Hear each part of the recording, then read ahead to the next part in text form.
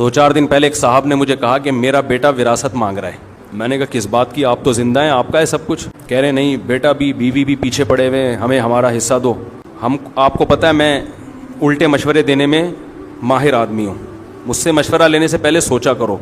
हकीकत बता रहा हूँ. किसी की बीवी भाग गई, वापस लाने का कभी भी मैंने मशवरा नहीं दिया उसको. लोग कहते हैं यूं करो शायद वापस आ जाए, यूं करो. मैं कहता हूँ इतना टाइम नहीं है, दुनिया बहुत थोड़ी है, इतना टाइम नहीं कि उसको मनाने में टाइम वेस्ट करो भाई. हाँ आपकी गलती है फिर मनाओ, माजरत भी करो. आपकी गलती नहीं है, आप पूरे हुकूक अदा कर रहे थे, भाग गई, मट्टी पाओ. इतना टाइम नहीं है मना के. थोड़ी है यार, जिंदगी बहुत थोड़ी है, तजर्बों की भेंट थोड़ी चढ़ाना है. एक साहब कहने लगे 3 बच्चे हैं, भाग गई, बच्चे भी ले गई. मैंने कहा 6 बच्चे अगली से पैदा कर लो. इसके अलावा आपके पास कोई ऑप्शन नहीं है. किसी का बाप भी उन बच्चों को वापस नहीं ला सकता. कोई कानून है ही नहीं ऐसा.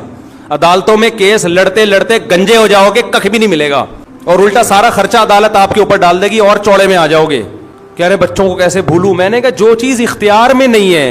देखो अब्बा मर जाते हैं, कितना रोता है. मैं जब भी वालिदैन का मेरे तस्करा आता है मुझे रोना आता है, लेकिन क्या मैं जिंदा कर सकता हूं उनको?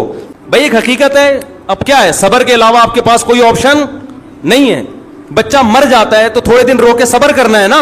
तो जो चीज इख्तियार में नहीं है उस पर रोना फजूल हरकत है, टाइम वेस्टिंग है. सब कुछ आपकी मर्जी का दुनिया में नहीं होगा.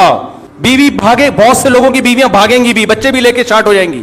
सबर, इसके अलावा आपके पास कोई ऑप्शन, या तो आप महल्ले के दादा हो. महल्ले के दादा हो तो एक अलग बात है, या दादा बन जाओ, अगले इलेक्शन में आप खड़े हो जाओ, वजीर आजम बनो, बोले ले आ बच्चे, फिर आएंगे. ठीक है ना. पुलिस में चले जाओ आप.